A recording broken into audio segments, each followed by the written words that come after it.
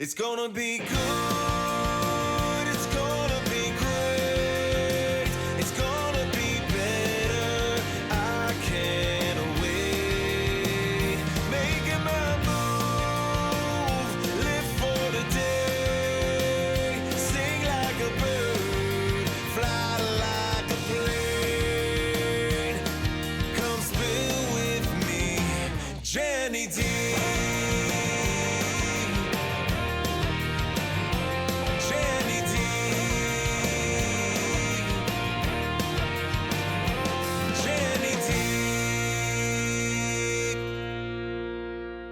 Hello, my beautiful people, and welcome to another episode on Spill With Me, Jenny D. It's August. I'm talking to authors this month, and I'm just so delighted and excited. Look at me. I'm at a studio. This is a professional studio now, okay? I'm here with my girl, Angela Patete. Before I introduce her and talk to her, I want to say a shout out to StudioMe Productions. It's in town. It's in Pittsburgh. It's beautiful. They do everything I got Peter here. He's doing everything for us, and I appreciate this because I usually do everything for myself. It's about time, right? So I am so excited. Now, I have Angela here, and Angela has wrote a book called Women, Sex, and Power, and I'm just so intrigued to hear more about it. I just bought mine. So, Angela, I would love for you to tell the viewers and the listeners, who are you and what's going on with this book that you decided to write? Well, thank you, Jenny. It is delightful to be here in this beautiful studio. Right. I feel like I'm in an alternative universe. And I kind of write about that a little bit, wink, wink, in the book. So my name is Angela Patete. I was a former corporate salesperson, sales leader. I just recently retired after 35 years, and I am a modern shamanic practitioner, and I clear negative energy from people, places, and things. I mostly work with Gen X women, but I run the gamut. And I was inspired to write this book because there is so much happening in the outer world right now that is confusing and chaotic and distortive. And women are feeling a certain kind of way. We are doing our best, showing up every day for our families. We're working for a living, a lot of us, or if you're a stay-at-home mom or whatever. We're all going through these changes, not sure if we're on stable ground. And so I was feeling all of the feels. And as I grew up, I grew up in an all-Italian home, and in the Pittsburgh area. I grew up Catholic. And I've kind of completely evolved from that. I don't want to say I'm not in that. I'm just evolved out of it. And so life is very different for me at 60. Yes. So this is a contribution to women of all cultures and different types, but mostly here in the U.S., who are feeling uncomfortable. Some of you are feeling great. But we all are in this soup of who am I, why am I here, what is meant for me now, and consciousness itself is growing. And so I wanted to kind of say, okay, what's going on? So Sure. I started writing this book. The title came to me through like an epiphany a year ago, and when I heard it, it was like a bell going off in my head, and I just started writing. And so that's where it started. I love that title, Yes. Women, Sex, and Power. Yes. And it's the Matriarch's rise to the age of awakening. Yes. I mean, it's just so interesting. And the cover of it is so beautiful, the way you did it with Thank those you. colors. And I'm just, and I'll tell you what, I know Angela. I've known her for, I don't know, About a year? about a year. And I'll tell you, she's the real deal. Oh. She has helped me see things that I would never see. She would call me and say, hey, I just had this vision.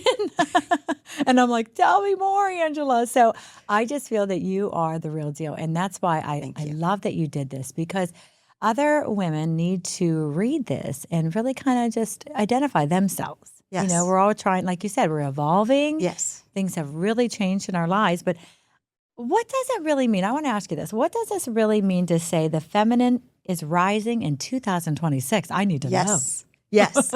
Well, I think it is safe to say, and this might shock some people, and I'm not here to change anyone's belief system. What I'm here to do is help women and men expand their consciousness and their awareness. So we are all raised with conditioning, Jenny, Yes. right? From our culture, our environment, our habits, ancestral habits that are passed down. And some of those things we love. We love our traditions, right? But at the same time, we're pigeonholed into roles that we didn't choose for ourselves. So True. what's happening is that we can look at the outer world and we see all the chaos and distortion of, and it's a fact that men run the world. And right now, I am of the opinion they're running it into the ground. They're burning it all down. And the news is so distortive and uncomfortable that I don't even watch it anymore. A lot And I of know people chose not to watch it anymore. exactly. More and more people I hear say, Yes. "Oh, I just can't. I can't." Men just and can't. women, yeah. Yes. And what's happening is women are rising. We're rising in our authentic, true selves. Just like you, after many years of being a beautiful wife and homemaker and mom, you started a podcast. And just like myself, I was inspired to retire and to do my calling. If you would have told me 10 years ago I was going to be a shaman, I'd be like, what? Like, no way. Like, or I'd be an author. That was nowhere near my awareness. So this is happening with women everywhere. And you and I are in a lot of similar circles with women who are at this in-between point. Right. Who am I now? What am I meant to do? Like, everyone's kind of in this in-between stage, and there's a reason for it. That's because consciousness is awakening in women. But what I love, and this is what I want women to know, is that it all has a purpose in you. You are stepping into a soul mission, a heart-led mission. And it's time for you, instead of listening to just your head, to start to follow and honor your heart. And heart intelligence is different than the regular intelligence that we were, you take your IQ tests in school, you know what your IQ is, right? It's a little bit different than that. It's more intuitive. But we haven't been taught to trust our intuitive nature, and we're all wired for it naturally. Right. And I think that we're scared to take a risk on ourselves.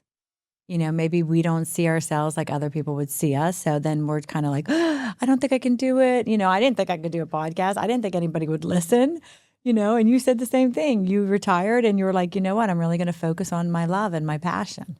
Exactly. It's incredible. Well, thank you. But to that end, fear is real. Yes. Fear is what keeps us stuck and small. And I'm not making fun or minimizing anyone. I had to process through my own fears. Right. I had decades, you would never know it, but I had decades worth of insecurities that I had to overcome. Right. We all do, men and women.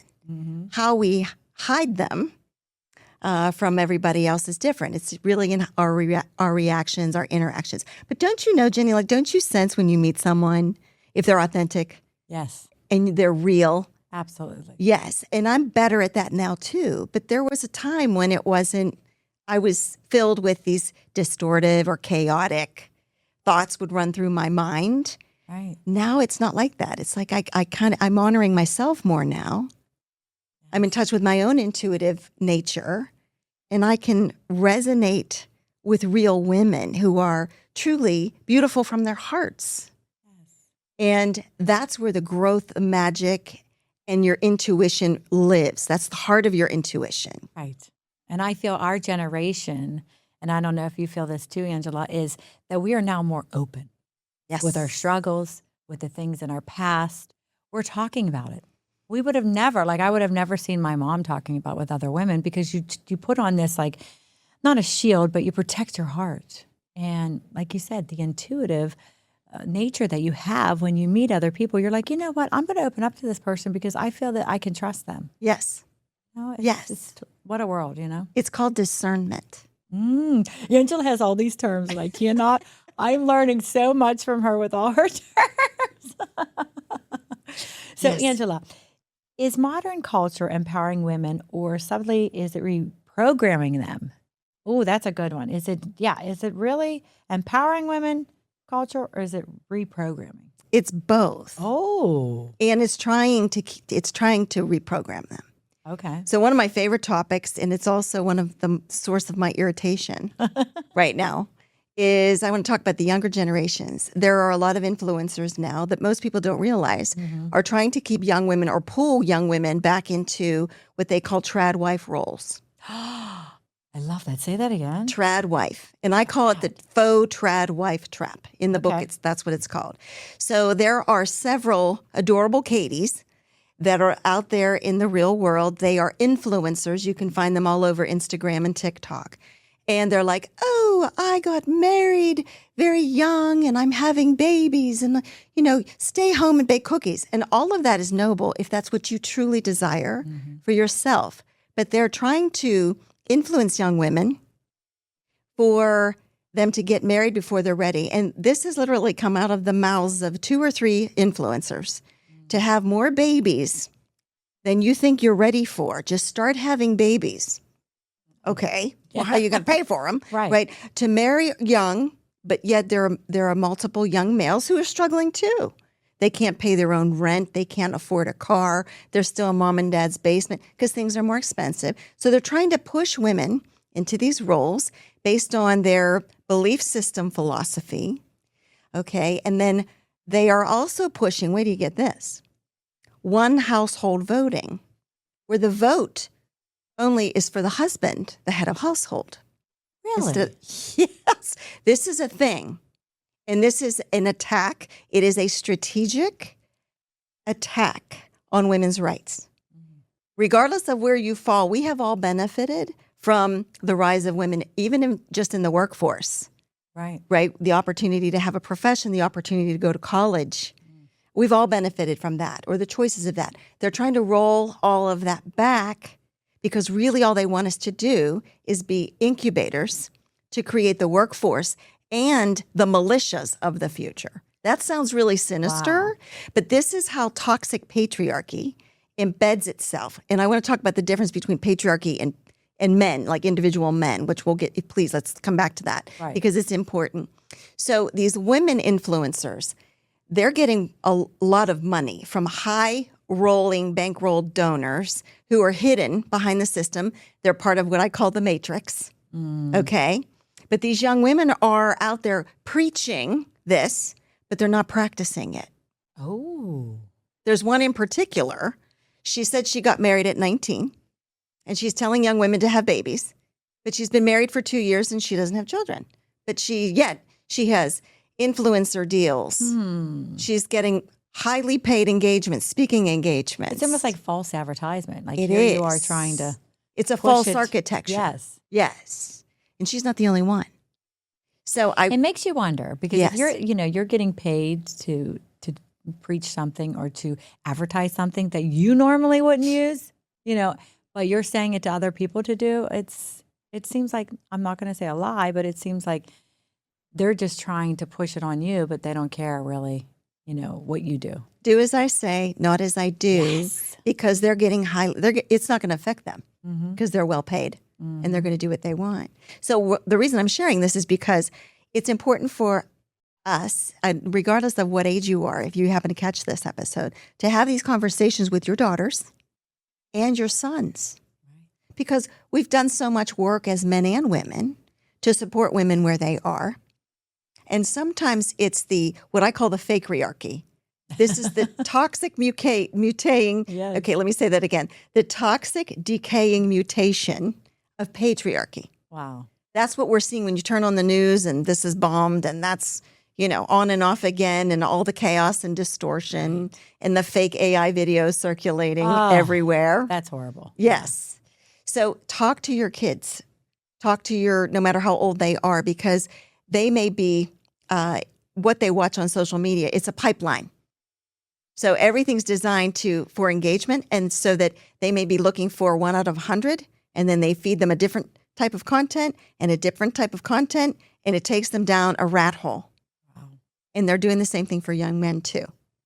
And that is so hard, like you said about AI and, just the hate that we have for Yes. each other, or the competition through the influencers. Like, I want to get 1 million views. Everything has become so like, oh my gosh, like I look how many views I have. We've been circling that, and we've been taking that as like people like you or people are watching you. So look at me, praise me. Yes. I don't understand that.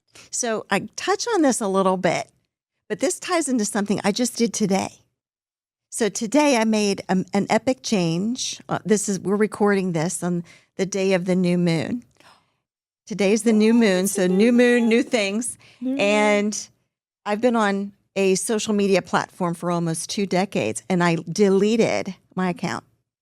I saw that. Yes. So what you're describing is about resonance. Where are you now? What have you outgrown? What are you willing to let go of? What resonates? And that's where women are now. We're starting to align with what resonates, and we're leaving the rest behind with love, with peace, with joy in our hearts. So where women are now, when you heal yourself, you are no longer competing. You're collaborating. You're connecting because you are elevating to a different frequency. You've learned your lessons, and now you're ready to learn and engage with new people for new experiences and lessons and perhaps new challenges to overcome. That's what we're doing. I love that. Heal yourself. Okay, so are we living through a global awakening? And what does that actually look like? Sure. Global awakening. Great question. So we are going through, part of the reason why everything is coming down and everything's so difficult on the outer world is because consciousness is rising. And it's rising through the return of the divine feminine. Now, what I'm about to say is based on my intuitive guidance, okay? So feel free to challenge me here. But I do write about this in the book. 70% of women across the world right now are waking up to something that isn't right inside of them. Like an egg that's 70%. cracked. Yes. They're pausing. They're reevaluating. They're starting to notice things differently, creating awareness around it. And 30% of men are awakening. Yes, because unfortunately, especially we can see this play out in our country. Men live in a different type of fear where they don't have the tools, because again, through upbringing and programming, to be emotionally vulnerable. Right. Women are better at that. Yes. We are open to talking out our feelings and working through those challenges where men are taught to hold and be tough and to solve the problem and to move on and push through it with ignoring it. It's difficult for men right now because they're cracking too. Yes. So the men who are willing to soften and be vulnerable and be honest from the heart. You see, because once we all as a humanity start to evolve, sincerity comes from here. Sincerity, I love that. Sincerity comes from the heart. Yes. Rose heart. That's right. That's right. The ego is what distorts us in the mind. I love that. And I never really looked at it like that. But now that you put it in perspective, Angela, it kind of makes me say, yeah, because I'm raising 2 boys and I have a daughter. And I do feel that, the emotion, like, you got to be focused. You got to do this. You got to make money. You're the breadwinner. You're this. I think that we have conditioned, sometimes they look at what traditions or what generations have already done. And then they feel like, well, I have to keep that up. Right. And they put themselves on this high, what is it, like not a pedestal? Yes, yeah, where they're like, I have to do well, I have to make money, and that's hard. Yes, but I know pressure. I know so many women that are actually the breadwinners too. Yes, they're making a lot of money, so it's it's kind of changing. It's a mixed bag, and yes. I liken it to we're in a meat grinder right now. I don't want to be in the or a rock tumbler. Yeah. So there's 3 parts to the book. And I'm going to touch on what you just referred to. The first part of the book is the downfall of his story. I saw that. The rise of her story, which is the meat grinder, because that's what we're going through right now. And then how to embody her era on the other side, because there's a new archetype in the book, and her name is Herrera, and she's from Pittsburgh, which also came through as I was writing.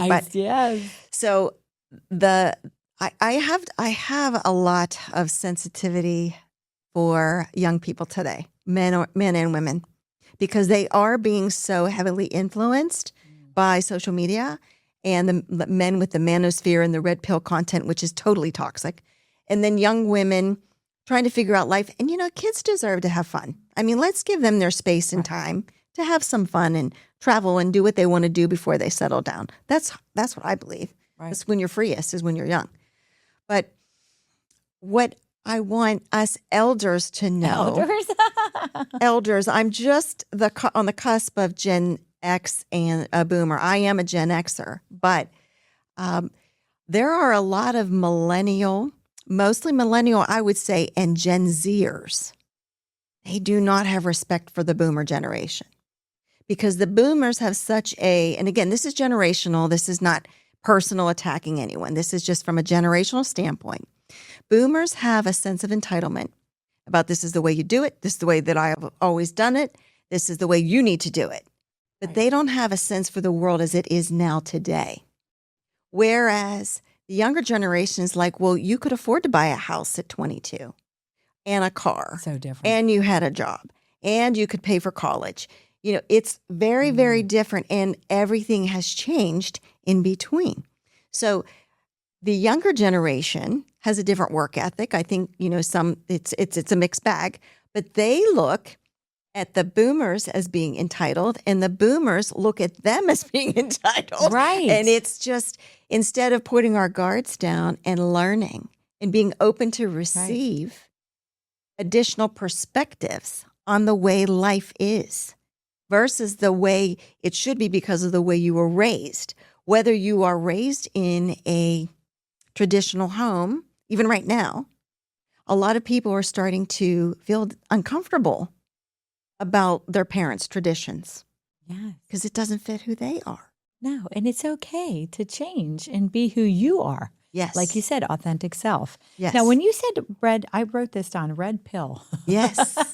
I was like, what is that? Oh, well, I know you spend a lot of time with women on your podcast, Jenny, and I approve of this. However, as I was doing research for the book, I study social media a little bit because it's different than real life, okay?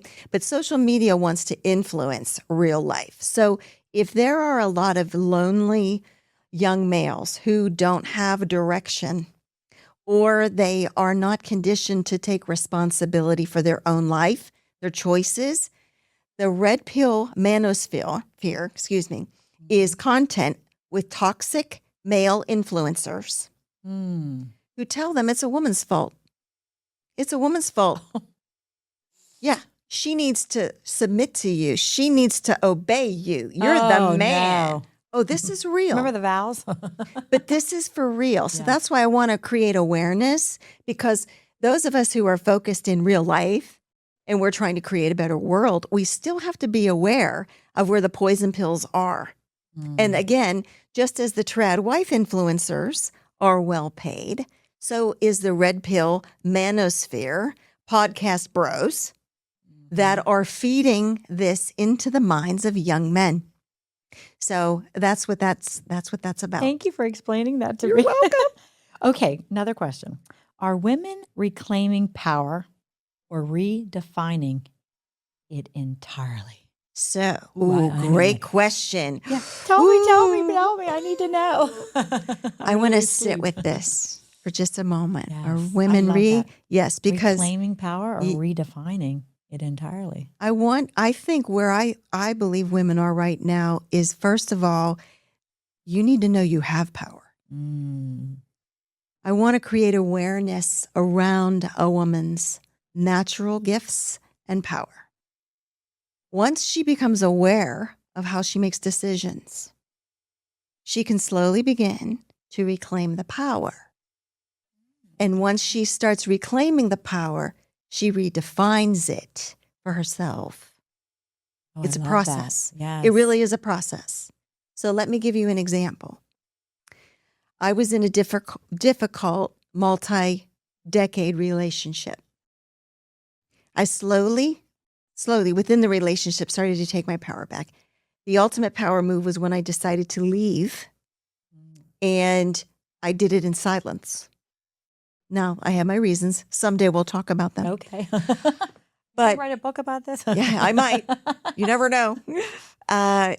And then when you start to realize, and this is also in the book too, a lot of women, I definitely was raised in this generation, and I think young women are changing now. This is part of the reason for the pull back to trad wifery, is I was raised to be chosen by a man.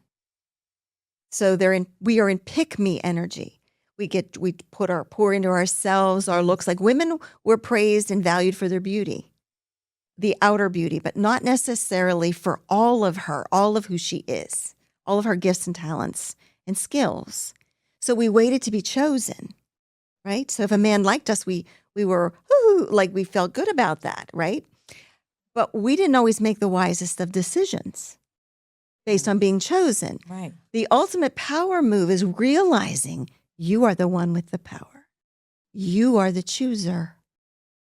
You just sit in your throne, Right. in your queendom.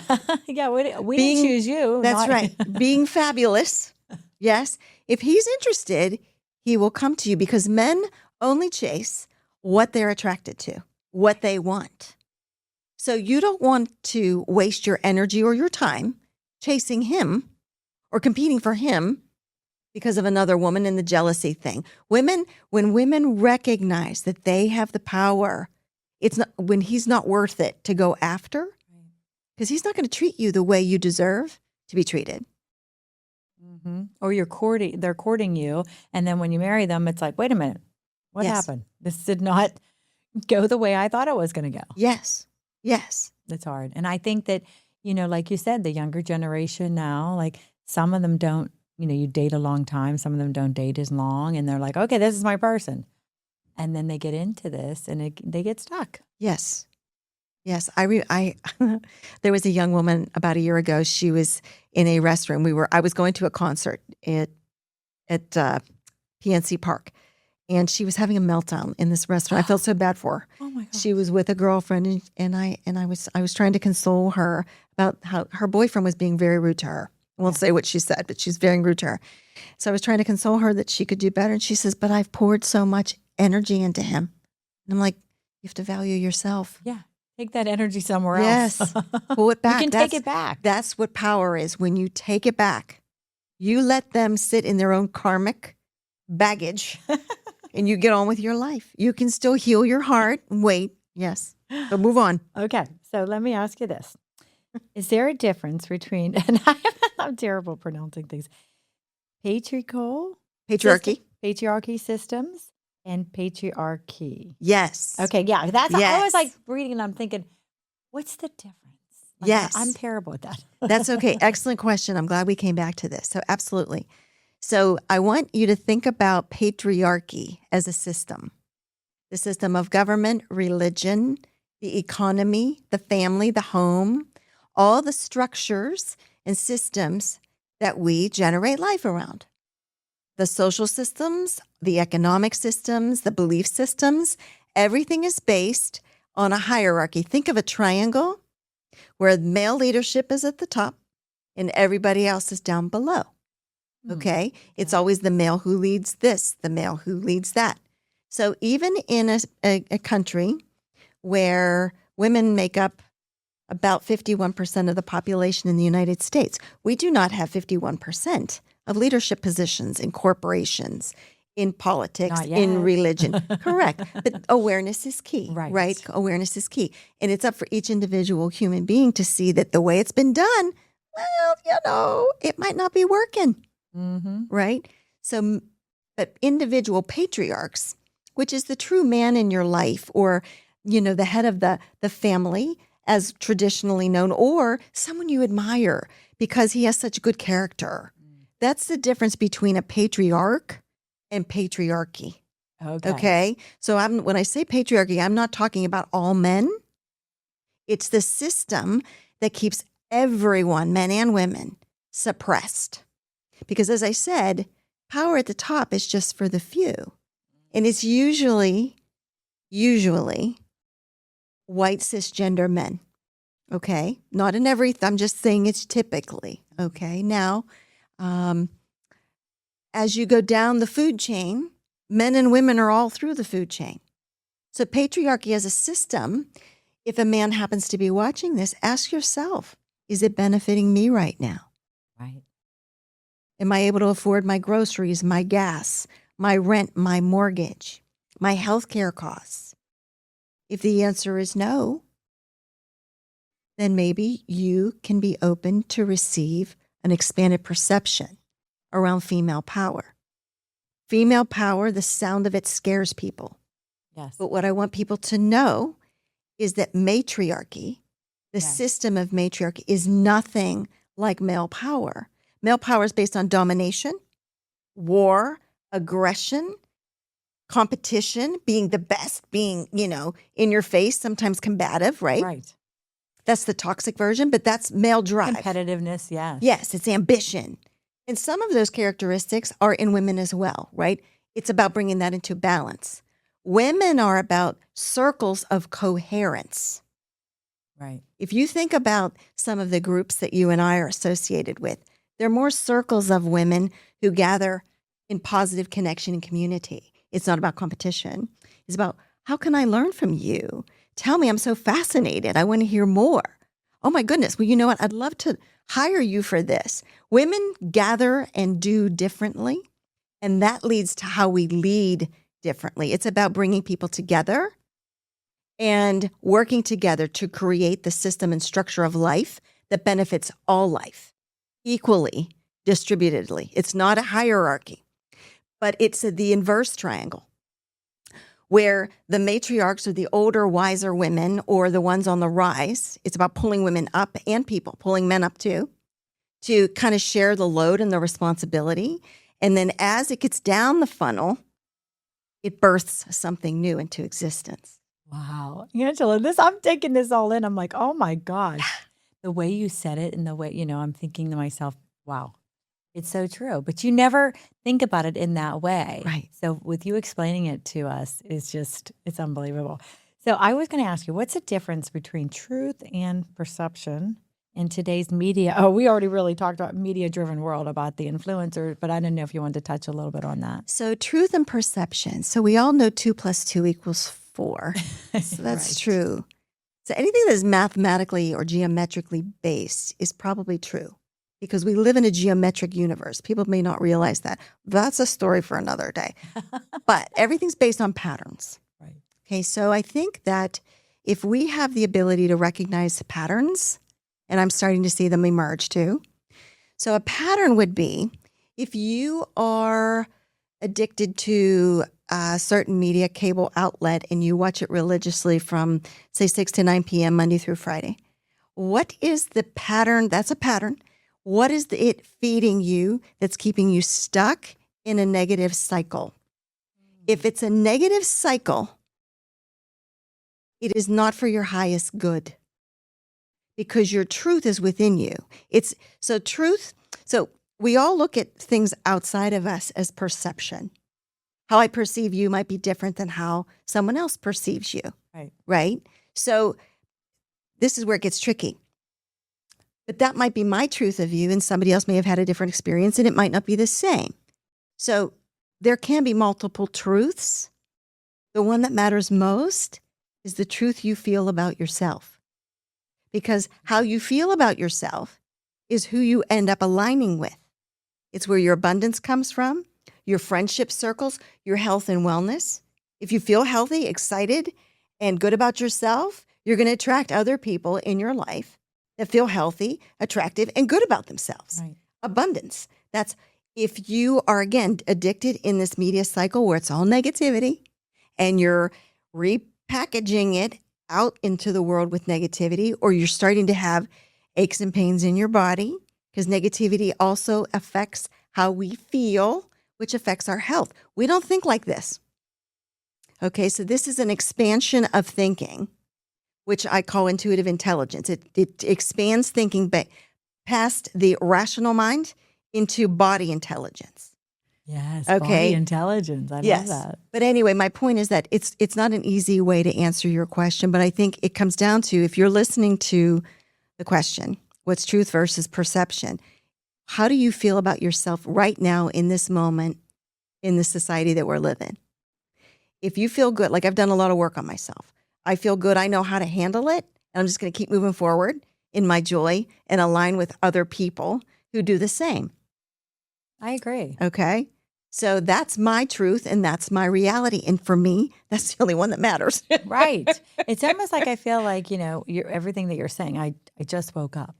Like I woke up, maybe like 2 years ago. I made sure that now I'm surrounded by women and men that are not negative because I don't need that toxic energy in my life. Perfect. I'm already dealing with my own kind of things. I don't want somebody else's problems to become, Yes. because I'm an empath. So when somebody shares a story or they're very upset about something, I'm like, oh my God, I take it with me. And so sometimes it's a little overwhelming, So I teach women how to create like an energy barrier, a wall around you.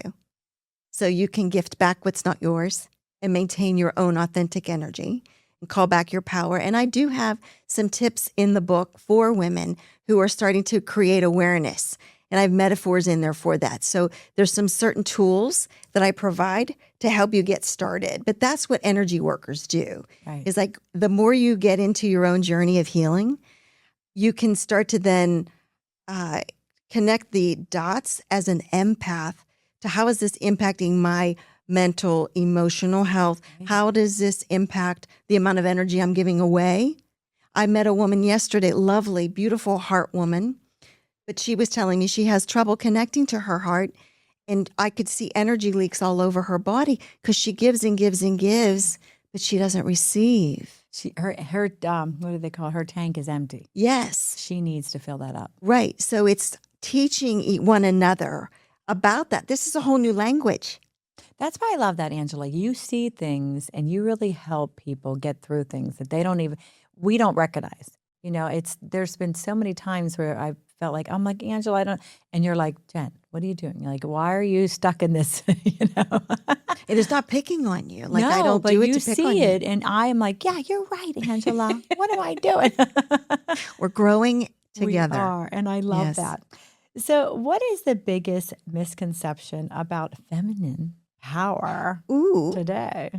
I think I touched on it a little bit. I think you did too. But I want to go in. I want to go in deeper, just a smidge, if I may. So in the book, I have archetypes. And I'm being playful, okay? Because sometimes you have to use your sense of humor to get through the heaviness of life. And I have archetypes for men. Wait till you meet Cletus, Chad, and Brad.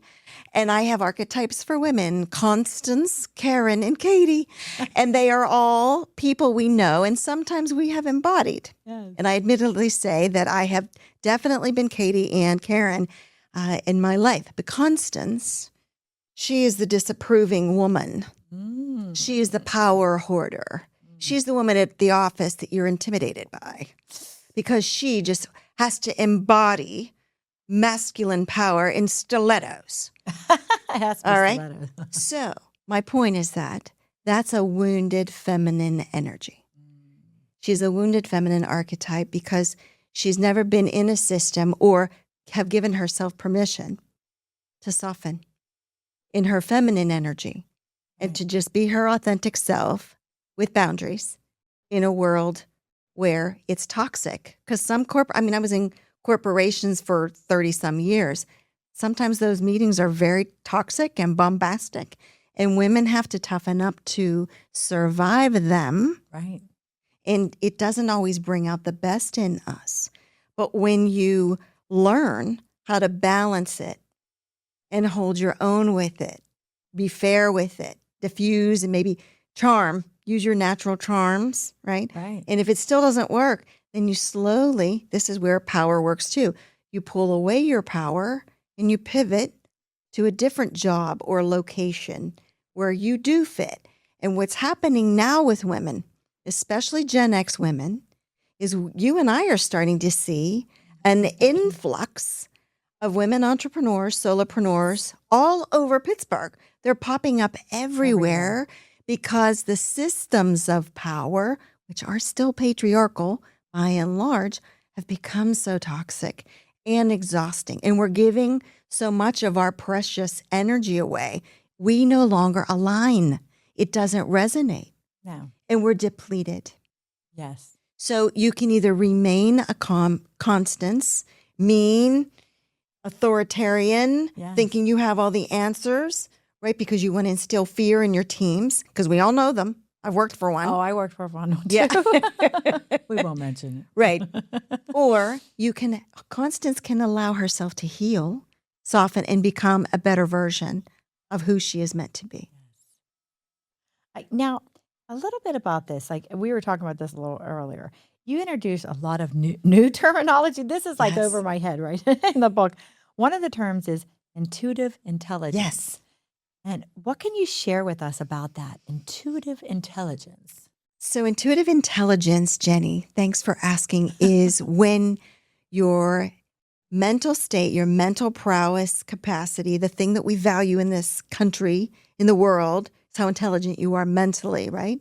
When it no longer competes with the heart, when it's in coherence. So think of yourself as, this is hard for a lot of people. So when I do private session work, we work on this a lot. A lot of women know what they want and they feel it, but they can't express it because they don't have the words to express it from the heart. So I try to work with them to drop the mind into the heart, or to allow your heart to tell you a story. Because the beautiful part about your heart is, regardless of the kind of day you're having, Right. it still does its job for you. It does. It doesn't judge you. It always gives you unconditional love. And it is the source of the beginning and the end of your life. So it's your life. And when you connect that with your breathing, and then you connect your consciousness to it, it's a whole different feeling of embodiment. Then you can softly drop your mental state into your heart. So once you start to integrated intelligence is heart and mind together in coherence, not competition, you start to live your life completely differently. You automatically pivot away from things that don't align with you, that don't feel right, because you're paying attention to your body and you're not ignoring how you feel. Right. You're honoring how you feel, because how you feel is the truth. What you may not have always had is the courage to speak your truth. No. And I feel like I have that, everybody talks about that person on your shoulder. The one's going, go for it, go for it. The other one's going, don't do it, Jenny. Don't do it. You're taking a risk. So it's like we have these two telling us, like you said, but we should take it from the heart. Yes. Instead of listening to what could happen, like the bad. I always think about, but this could happen and that could happen. Why, that just doesn't help. So we've been conditioned to fear and to worry and to stay small. The same conditioning works with money. So save your money. Don't spend your money on that. Right. You can't afford that. We tell ourselves that too. But what if you really love that dress and you haven't bought anything for yourself in a really long time? You deserve to treat yourself. Right? I agree. Yeah. So it's just giving yourself permission. Saving. There's a difference. I always tell women there's a difference between saving and investing. Yeah. Which one do you want to be in? Because What are you they're saving for? I mean, there's so much to. the only moment we're in is right now. Right. So if you want to splurge, splurge. I always right? say that you only live once. Well, I you know. and I could have a separate conversation about that. Wait a minute. I want to. Have I been here before? Angela is so great. Angela, okay. So we're getting down to a few more questions here, but what are the key points you want women to know or learn from reading this book? Women, sex, and power.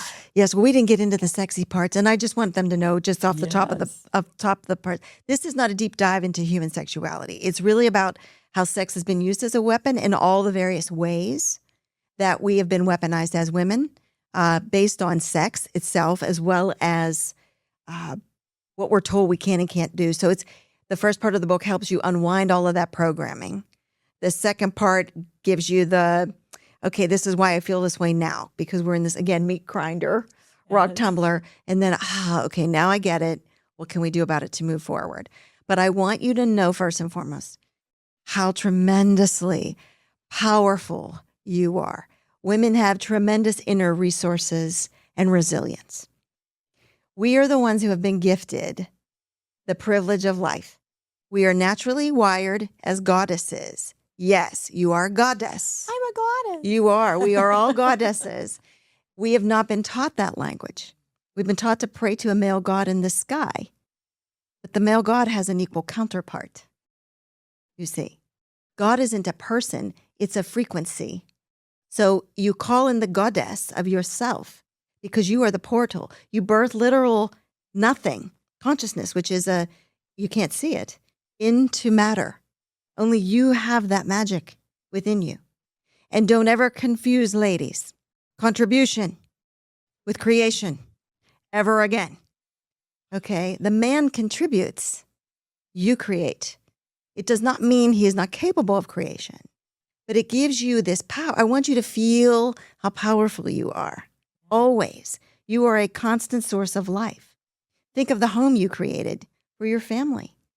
Think of how much better, if you've ever gone to a party, there's a big difference between how men throw parties and how women throw parties, right? Women want you to feel good. Women bring that extra life and specialty, the right playlist, all the things that make you feel special to life. Women have immense power, and a lot of those soft skills have been undervalued, and now it's time to value them. No more giving anything away for free. So that's another thing I discuss in the book is what is your value? You are a high value human being. So if you are giving up your career for a family, which is noble, many women, you've done that, many women do that. Make sure your spouse is aware that right now, according to inflation, they are getting $200,000 worth of labor for free in a maid, a laundry services, in cooking, chauffeur, scheduling the appointments, a personal assistant, an emotional manager, a therapist. Right. They're getting all of that. That's worth something for you. So treat yourself, buy the dress, go out on the girls' trips 2 or 3 times a year. Do the things that make you happy along the way because you have value. And don't ever, ever think otherwise again. I love that, Angela. I'm going out and buying the dress. Yes. Okay, so tell me about if we're talking about, you were talking about the her era. Yes. Tell me a little bit about that. She came to life. She did. So writing this book was an epic experience for me. And as I was, now again, I am a shamanic practitioner, psychic awareness, all of those things. And I had channeled downloads. And one day I had this vision come through that this woman was coming out of the fires of the steel mill, the big the furnaces, and I was shown the molten material of what it looks like when they melt all the raw materials into steel. And then I was shown the core of the earth, that it's the same component that fuels the earth was coming out of the mill. And then this beautiful woman appeared, and she was in a white dress, and she was walking up out of the steel mill. And then she walked down to the river's edge, because we live in a triangle. I already talked about, I talked about the portal, right? Yes. And she reminded me as she was doing this that Pittsburgh is a feminine power center on the earth. What? Anytime. I didn't know that. Anytime. This is fascinating. 2 rivers form a third. That's a feminine birth canal. And her name is Herrera because that is from the Latin form herrero, it's the feminine form of the blacksmith who works with forming metal from heat. So women are literally taking molten material, re-alchemizing it, and making the form in our image. So she is here now as an archetype born from Pittsburgh to flow with us into this next chapter of life.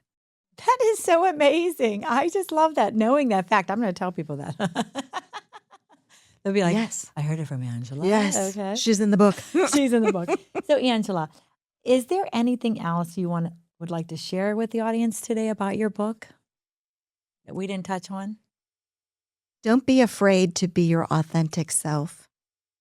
Don't be afraid to pull away from things that no longer light you up. And again, to your earlier point, Jenny, about we condition males, but also girls, we know that you have to make money. We all know we have to make a living. That's the life that we have inherited right now until we create the one that we want.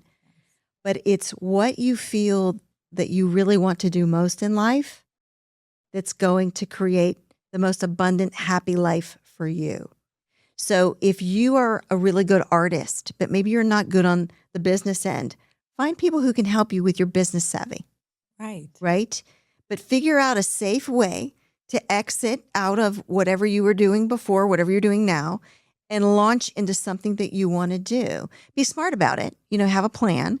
Like I knew 3 years ago I wanted to retire, but I didn't just do it. I made sure that I had a plan and I worked the plan until it formed. So take that bet on yourself.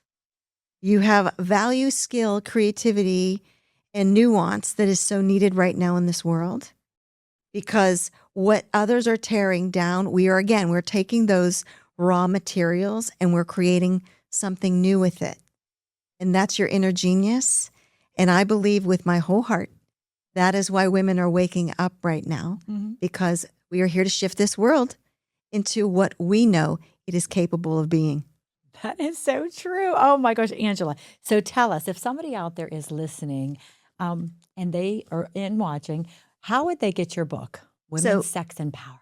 Yes, they are able to get the book in 2 ways. They can go to Amazon.com, and it's in Kindle form or paperback, or they can go to my website, and it's also there. It's under book launch or Women, Sex, and Power, and you'll find it. And same thing. It'll just take you to the same location. Okay, well, we'll have the information below, but I so appreciate your time today. I just feel like I've learned so much. I've known Angela, but we've never really just sat down and talked about her book and why she came up with it and all the things that I just learned today, just about myself. I'm like thinking, oh, she's right. Right. I'm doing this. I'm taking some risks. You just got to put yourself out there. Yes. Because if you don't, you'll regret it in life. If you're not going to take your passion or something that you've always wanted to do and not do it because you're so afraid, what if this happens? Yes, like live in your joy. That's really the number one thing. So, and I didn't say that. I want to make sure that's clear. Do what makes you like you love doing this. Yes. Keep doing it, right? Do what you love doing and do more of that. Because when everybody's doing what they love, guess what? We build a world of love. Yes. It sounds crazy, but we can do it. We can do it. Yes, we can. Oh, Angela, thank you so much for your time Jenny. Today and to talk about your goodness. book. And I'm Thank so you. excited for you and everything that you've accomplished with this. So if you would like to get it, Angela, we'll have the stuff below here. And thank you. Oh my gosh, StudioMe Productions. Yes. Thank you so much for having us. Angela, thank you so much for introducing me to this wonderful studio. I appreciate it. I'm like, okay, it's time for Jenny D to take it to the next level. My pleasure to be here on your inaugural episode. Yes, thank you, dear. Hope to see more soon. Thank you. Thank you so much for joining us with another episode on Spill With Me, Jenny D. Take care. Come spill with me. Come spill